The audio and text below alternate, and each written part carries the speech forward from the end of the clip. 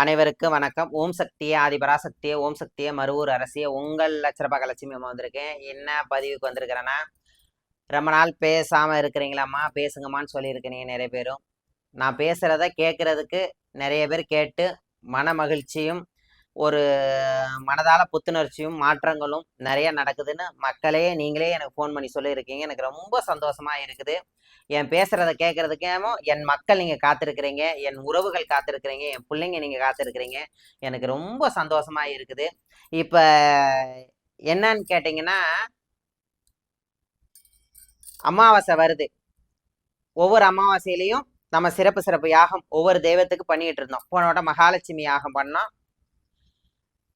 இந்த வட்டம் 21ஆம் தேதி 9வது மாதம் செப்டம்பர் அன்னைக்கு செப்டம்பர் இருக்குமா, இங்கிலீஷுக்கு செப்டம்பர் 21ஆம் தேதி 9வது மாதம் 2025 இந்த மாதத்திலே நடக்கக்கூடிய சிறப்பான யாகம் நான் கும்பிடக்கூடிய மனமுருகி நான் சின்ன வயசுலேருந்தே நாகசித்தர்னு அவரை வேண்டிக்கிட்டு இருப்பேன்.